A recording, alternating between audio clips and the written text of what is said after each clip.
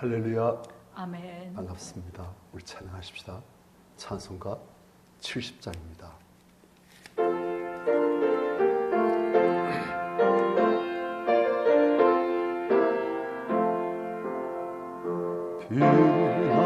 피난처에 있으니 환난을 당한 자 이리오라. 땅들이 변하고 물결이 일어나 산 위에 넘치되 두렵잖니. 이 바위 떠들고 나라들 모여서 진동하나.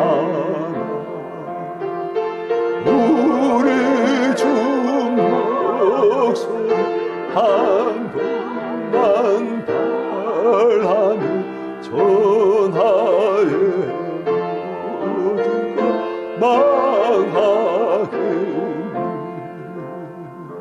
만주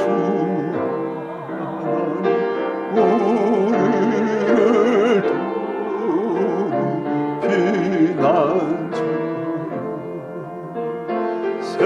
세상의 난리를 그치게 하시니 세상의 장검이 쓸데없니.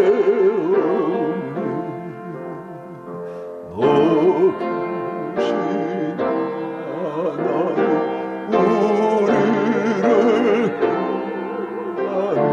구하는 괴로움이 심하고 환난이 가라. 피난처 되시는 주 하나님.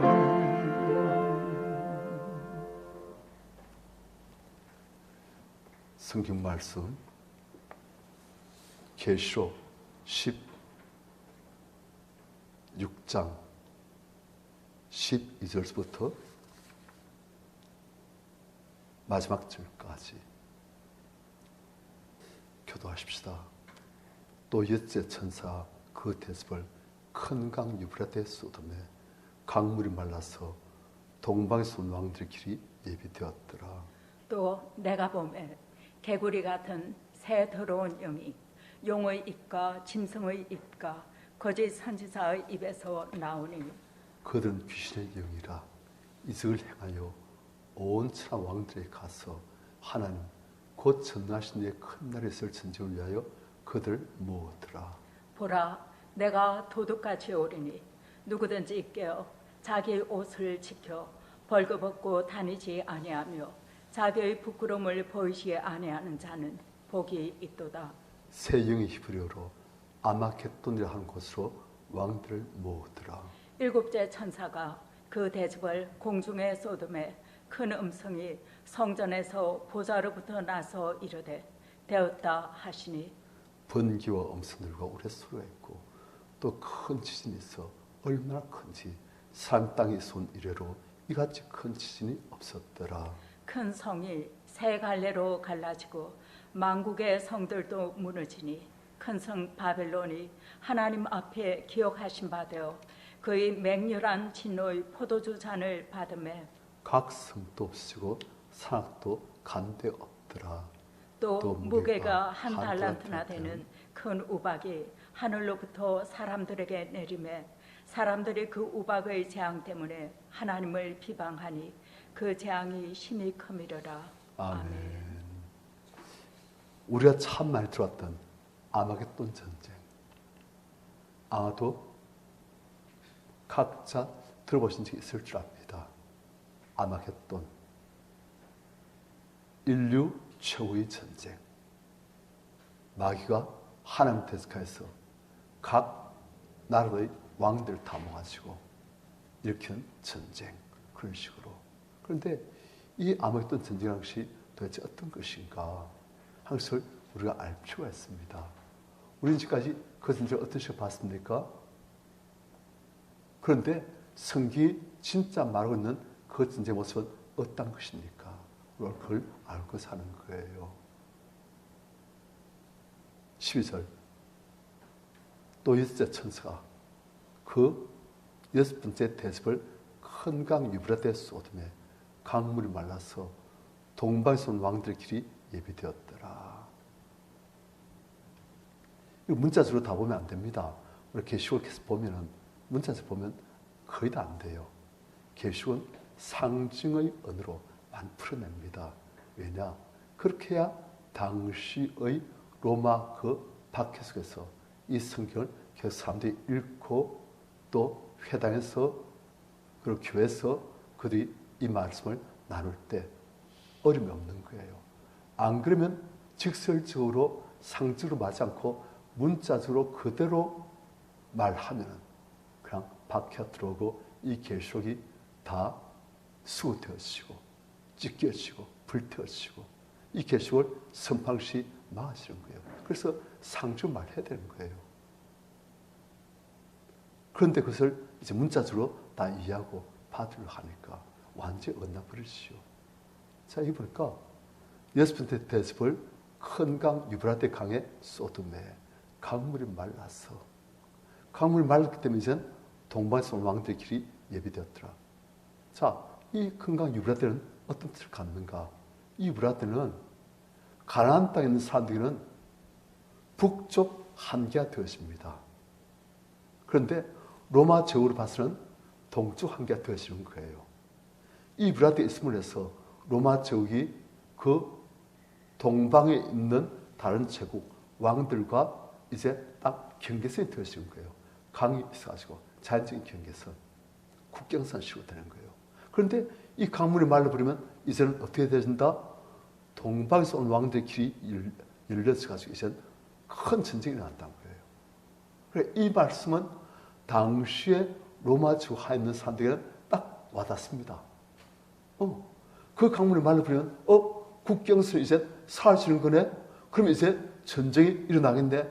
또 참혹한 전쟁이 일어나 있구나. 그래, 감이 잡히는 거예요. 그러니까. 그런데 이 말씀은 그냥 전쟁이 있을 것이다. 그것을 위한 그런 표현이에요. 그런데 그 전쟁이 어떤 전쟁인가? 13절. 또 내가 보매 개구리 같은 새 푸른 용의 입과 짐승의 입과 그 신자 입에서 나오니 자, 우리가 지금 전번에 봤습니다. 붉은 용, 예수 그리스도 오시는 메시아, 그분을 대적하기 위해서 악자에 썰렸던 붉은 용, 실패. 이제 그 메시아를 잉태하고 이 땅에 오시게끔 만들었던 그 구약시대의 교회와 신약시대의 교회, 그것과 썰리고 그 여자와 썰리고 했지만 또 실패한 이 붉은 용. 그래서 이제는 짐승을 내세워서 그리스도의 몸된 교회와 싸우려 가던, 그리고 또 두 번째 짐승을 또 내어서 싸우려 했던 그 붉은 용, 그리고 그 붉은 용, 그리고 짐승의 입, 그리고 두 번째 짐승이 무엇이다? 거짓 선지자. 로마 황제가 신이다. 나의 주, 나의 하나님. 그런 식으로 너희들도 인정하고 그렇게 고백하거라 하고 말한 거짓 선지자. 이게 두 번째 짐승이에요. 땅에서 나온 짐승. 그러니까 그 사탄의 대행자인 로마 황제의 입과 그리고 그 선지자의 입에서 나오는 더러운 영이 지금 있는 거예요. 겨울 같은 더러운 영이. 그런데 이들은 무엇인가? 14절. 그들은 귀신의 영이라. 이적을 행하여 온 천하 왕들에 가서 하나님 곧 전나신 이의 큰 날에 설 전쟁을 위하여 그들을 모으더라. 하나님과의 마지막 전쟁. 그걸 위해서 온 천하 왕들을 다 모으더라. 그래서 사람들은 이 아마겟돈 전쟁이 마지막 있을 큰 전쟁으로 알고 있습니다. 그런데 이 전쟁의 성격을 이제 우리 알게 된 거예요. 그 성격이 무엇이냐? 15절. 보라, 내가 도둑같이 오리니. 아니 갑자기 바뀌었어요. 누구든지 끼어 자기 옷을 지켜 벌구구탈지 아니하며 자기 부끄러움을 보이지 않는 자는 복이 있도다. 갑자기 이 전쟁을 대비한 자세를 지금 말씀하신 거예요. 보라, 내가 도둑같이 오리니. 우리 이런 표현을 많이 봤습니다. 어디서 했어요? 복음서에서. 예수께서 자주 말씀하십니다. 그분이 다시 오실 때 도둑같이 올 것이다. 밤에 도둑같이. 그런데 그분이 오실 때 누구든지 끼어 자기 옷을 지켜 벌구구탈지 아니하며 자기 부끄러움을 보이지 않는 자는 복이 있도다. 자, 이 예수께서 다시 오실 때 우리는 어떻게 된다? 자기 옷을 지켜 벌구구탈지 말아야 된다. 그리고 자기 부끄러움을 보이지 말아야 된다. 그런 자는 자기 옷을 지키는 자는 자기의 부끄러움을 보이지 않는 자는 복이 있도다. 아니 아마겟돈 전쟁 이야기를 하시다가 갑자기 예수께서의 재림, 그 재림에 대한 자세를 지금 말씀하신 거예요. 이 순간 이 아마겟돈 전쟁이 어떤 전쟁인지 감이 잡히는 거예요. 물리적인 실제로 총 들고 칼 들고 각종 무기를 들고 싸우는 그런 물질적인 전쟁이 아니라는 거예요. 이 전쟁은 영적인 전쟁으로서 많은 성도들이 영적으로 벌거벗도록 만드는 전쟁이란 거예요. 많은 성도들이 예수 그리스도를 옷 입고 있어야 되는데 왜 우리 존재는 하나님 앞에서 너무나 죄악된 부끄러운 모습이니까. 이런 우리의 부끄러운 모습을 그대로 들고 어떻게 하나님 앞에 서겠습니까? 하나님의 그 불꽃 같은 눈동자 앞에서 우리가 어떻게 부끄러운 모습 그대로 설 수가 있습니까? 그럼 우리는 예수 그리스도를 옷 입어야 되는 거예요. 예수 그리스도를 믿어야 되는 거예요. 예수 그리스도를 나의 일로 삼고 살아야 되는 거예요. 그런데 이 마지막 때 아마겟돈 전쟁은 우리 성들의 이 예수 그리스도를 붙드는 이 믿음을 포기하게 만드는 거예요. 이 마지막 때의 아마겟돈 전쟁은 영적인 전쟁으로서 성도들이 믿음을 포기하게끔 꼭 믿어야 되냐? 믿음의 회의를 갖게끔 그렇게 만든 영적인 전쟁이라는 거예요.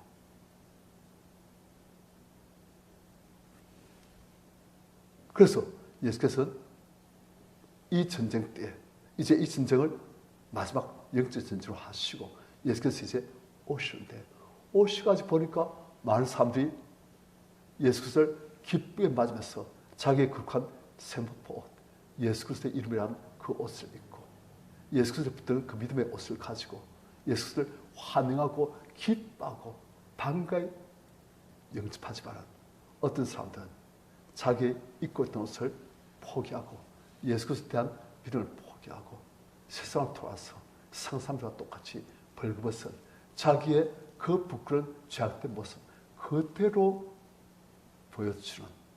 그래서 이제 하나님의 진노에 받을 수밖에 없는, 진노의 잔을 받을 수밖에 없는 그런 삶으로 변모한다는 거예요.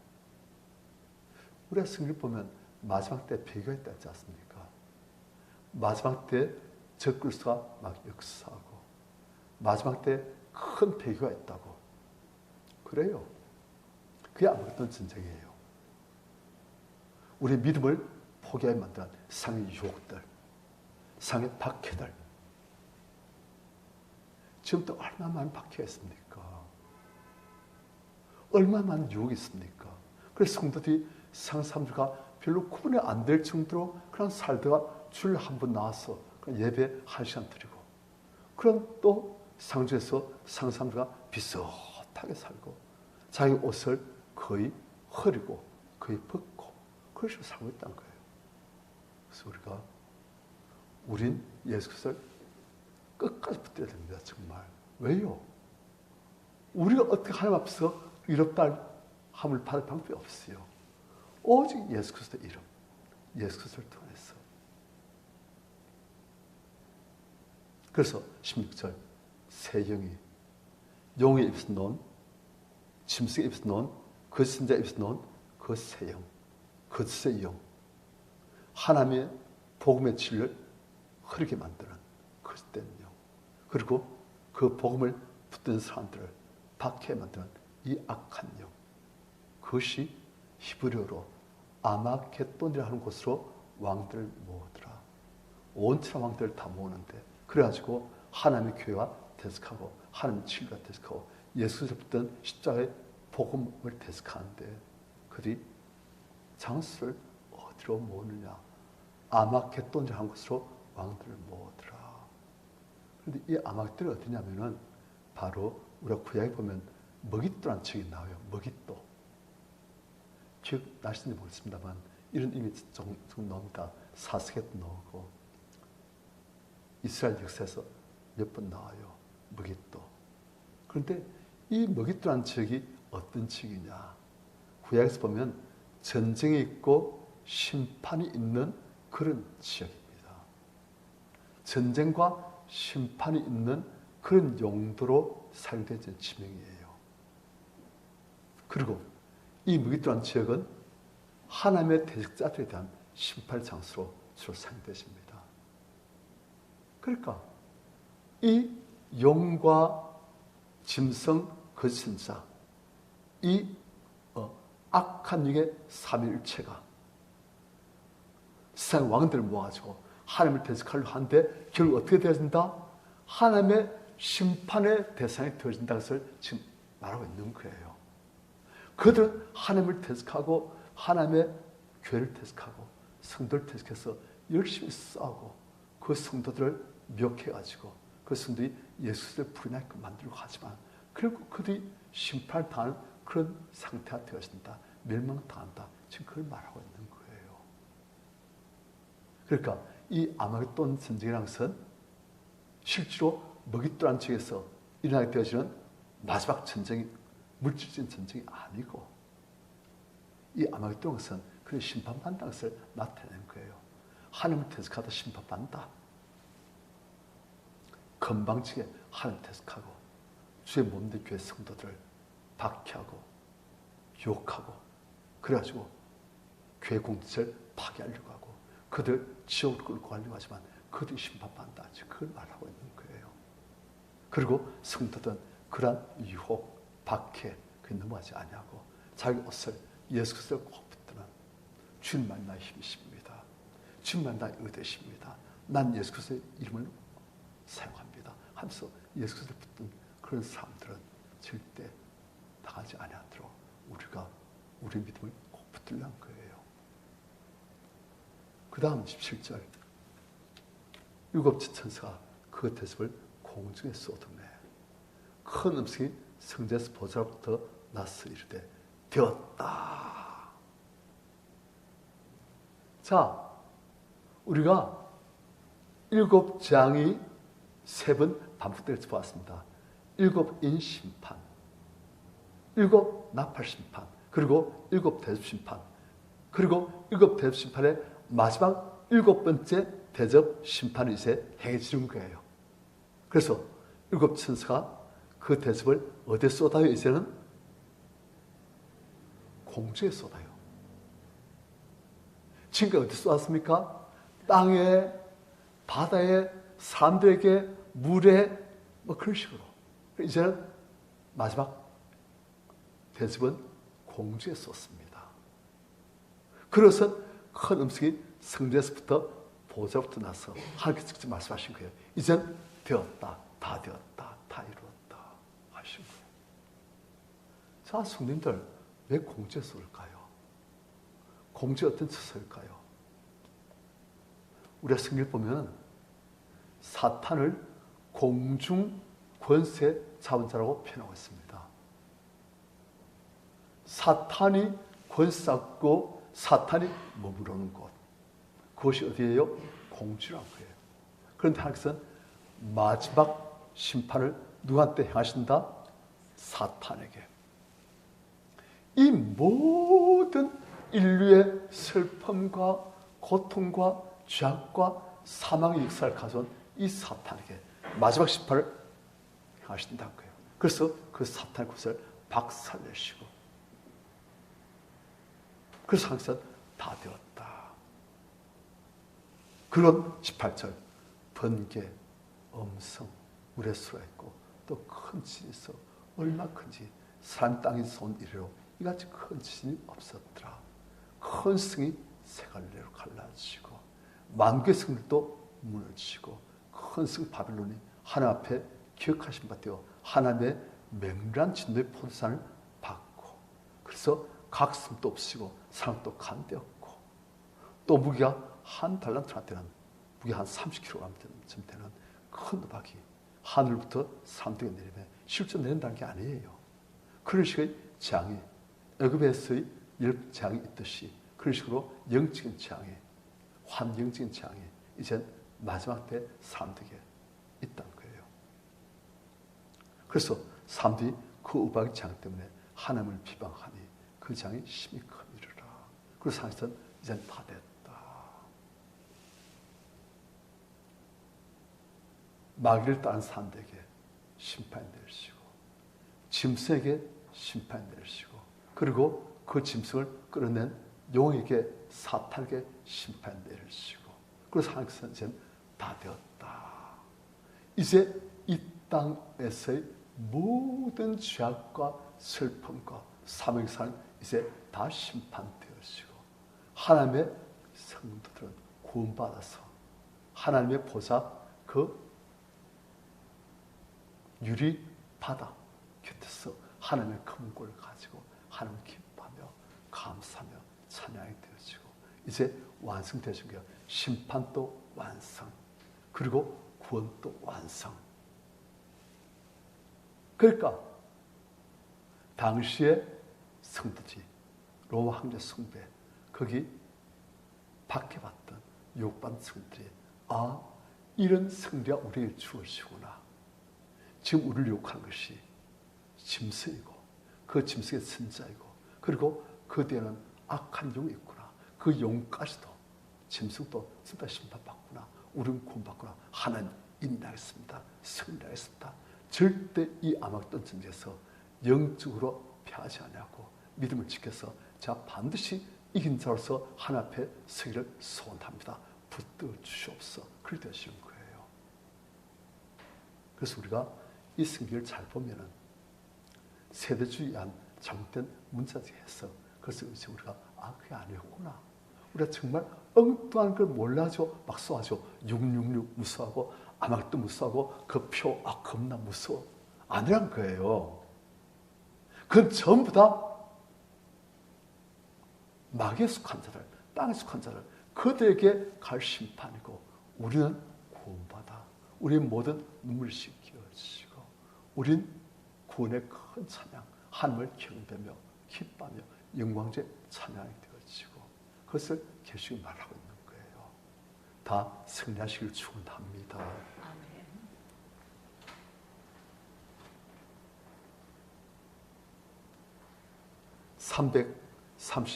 336장입니다.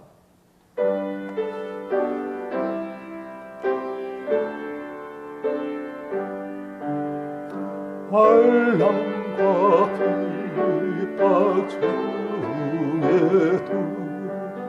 성도는 신앙 지켰네. 이 신앙 생각할 때 기쁨이 충만하도다. 성도의 신앙 따라서 죽도록 성하겠네. 옥중의 성도나 양심자 무엇든 우리도 난 받은 죽어도 광되도다.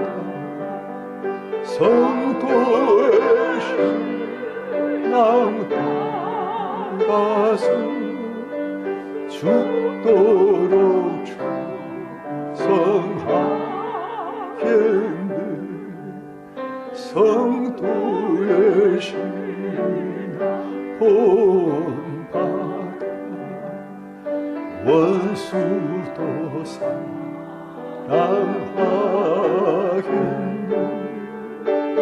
인자하여 행실 이 신앙 전하리 성도의 신앙 따라서 죽도록 충성하겠네.